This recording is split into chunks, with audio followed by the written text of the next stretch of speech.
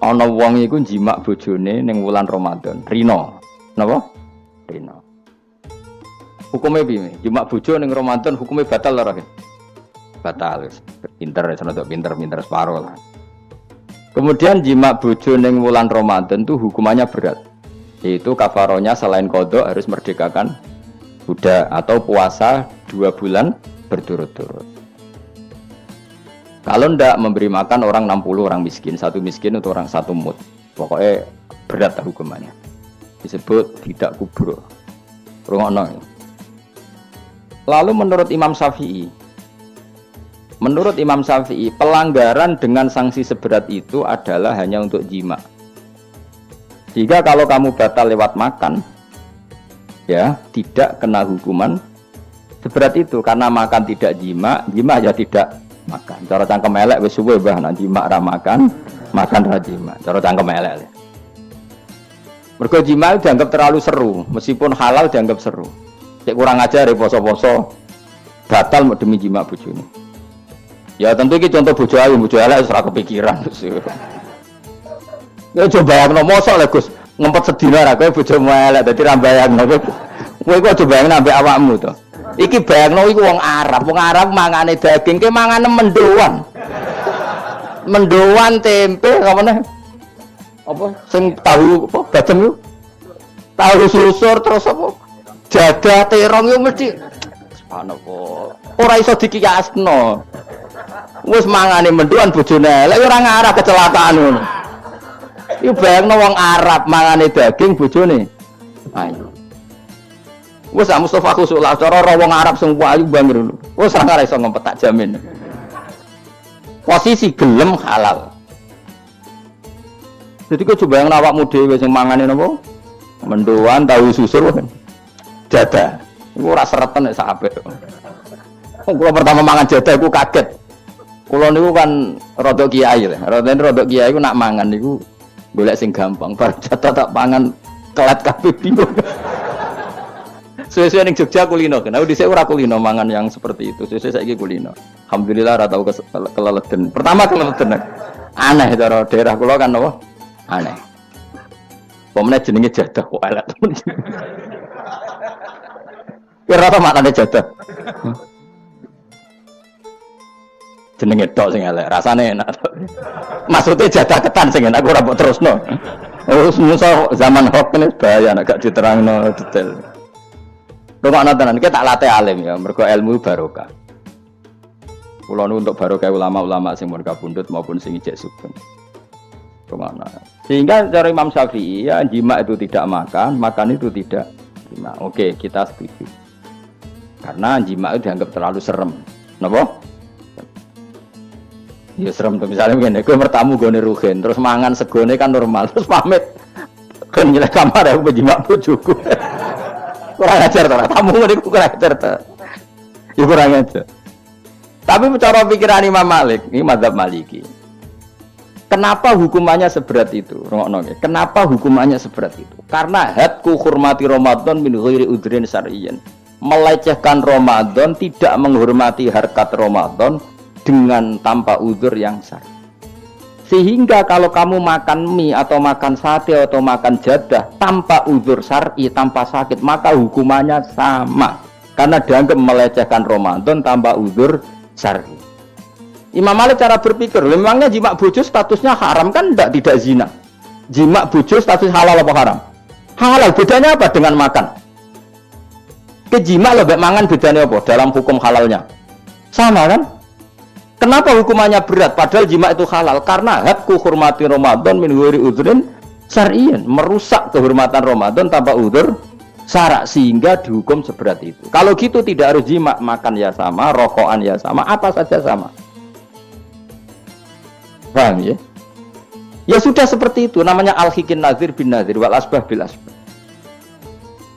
Maka menjadi lazim dalam hukum fikih ketika sesuatu disebut itu mewakili yang lain yang semakna, jadi buat kias. Saiki wong malah gergakno sunah Nabi keliru. Sunahnya mana? Sunah mbahmu. Zaman Nabi Sugeng wis ana kias. Justru Nabi menyuruh kita pakai kias karena sunnah itu tidak cukup. Kenapa tidak cukup? Karena Nabi yang pernah dilakukan Nabi tentu jumlahnya batas. Mau tidak mau dalam hukum terkini kita pakai qiyas. Saya sidik-sidik orang oleh qiyas kudu sunnah. Maka untuk melawan seperti itu saya kudu cangkem elek gerem. Tapi cangkem elek kerape ulama kok cangkem elek. Malah tak wakil lo kowe sing wis pantes cangkem elek ngono. Kalau di murid cangkem elek kan ya kok kowe ngono maksudnya ditakoki. Gimana hukumnya salaman setelah sholat? Oh enggak ada tuntunannya, bid'ah. Dari sing cita kubu sebelah mau corone. Dari sing santriku ya rada kurang ajar kok kowe ini. Dari santriku, ya enggak usah dihukumi bid'ah, biasa saja. Mana ada di fikih hukum biasa saja? Ya pokoknya biasa saja. Alasannya apa? Kamu setelah sholat ke kamar mandi boleh enggak? Boleh. Kamu setelah sholat kencing boleh enggak? Boleh. Ke kamar mandi kencing boleh. Lalu nyalakan HP boleh. Nah kenapa kalau salaman enggak boleh? Bedanya apa dengan nyalakan HP? Waduh cangkem elek. Cerita cangkem elek. Maksudnya itu akhirnya satu-satu yo satu-satu. Lah kula sebagai kecelok wong alim do takok aku, dua-duanya takok. Cara jenengan sepundi? Padha nganggure ya mrene ngono. Lah kok saged Gus ning dinggon argumentasi hukum kok ketemu pangeran debat ben pangeran sing mutusno. Karena niku sepodo lucune. Padha lucune lho wong padha nganggure debat ngono lha opo. Nek kowe wong parek pangeran, bar salat ben nguyu timbang nguyu ning masjid. Sing kepengin salaman nggih monggo salaman. Ora mbek wong ayu mbek Rugen Mustofa ngono. Ape sahabat nang padha. Ya monggo. Tapi jagungan nggih monggo, wis biasa wae. Sementing nak bar salat bar salam wis aja salat meneh, engko salat bak dia. Jadi dulu Nabi malah nak bar salat mesti omong-omongan. Mergo kesunatane memisah salat fardu dan salat sunat. Maka lakukan sesuatu, di antaranya merubah tempat duduk atau ngendikan. Jadi dulu itu enggak terikat. Ayo, ngono iku jenenge qiyas. Kalau kamu bar salat, boleh enggak kamu setelah salat nyalakan HP? Ya boleh. Boleh enggak setelah salat nge-SMS orang? Ya boleh. Kok enggak dihukumi bid'ah? Kenapa salaman tok yang tersangka? Nah, itu qiyas. Tapi kalau terus mendingin berhubung sama-sama enggak ada dalilnya, milih yang enggak salaman. Tepaan pinggirnya kira cocok. Ya, tapi ada ngono jujur. Yang ngene enak cocok salaman, ora cocok ora usah. Malah angel meneh kan hukum ngono kan. Tapi susahnya apa sih kita tidak ngomong seperti itu? Sing salaman yo keben, wong ini alam demokrasi. Sing ra salaman yo keben ya biasa wae. Wong bar salat itu perintah pangeran eling pangeran. Ya sudah. Ana sing eling pangeran lewat salaman, ketemu wong mukmin. Ana sing carane eling pangeran nduwi lu terus ngaca tasbih. Ana sing nganggo tasbih bid'ah, nganggo drijine. Ya monggo sementing aja misoi wong. Susah ya apa sih? Waras sithik maksudnya ilmiah sithik. Nah sekarang kita tak bedheki, kayak saiki mazhab Maliki apa Hambali, apa Syafi'i. Mau lho bedhekan mau.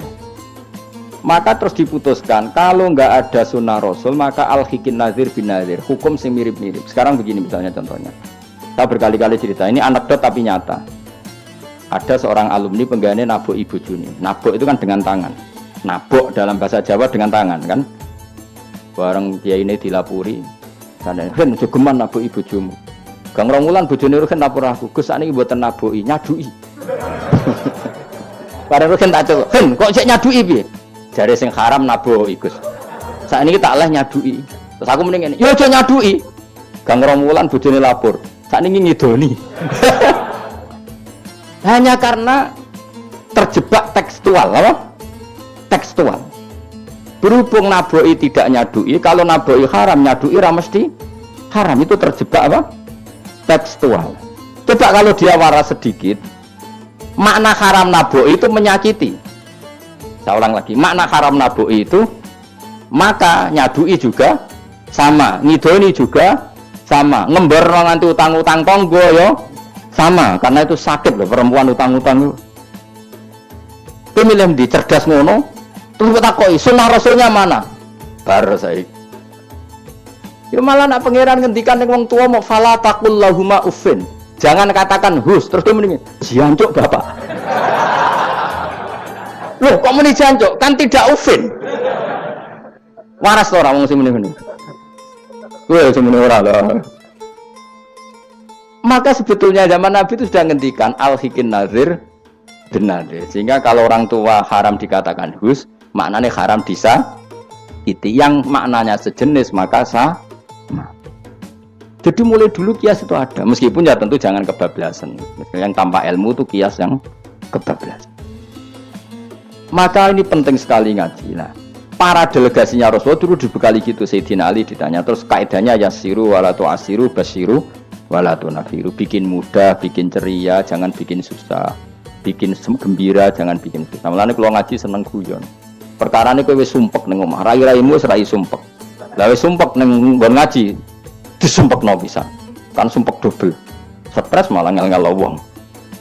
Jadi tidak guyon nae ben rileks, lali utang sejenak, no? Mereka nak dawe Nabi jelas basiru beri berita gembira. Ya, soalnya teko ngaji ra paham lah swarga, soalnya kayak berita gembira. Tenan ora sok mben kok. Cocokane sok mben. Ya agak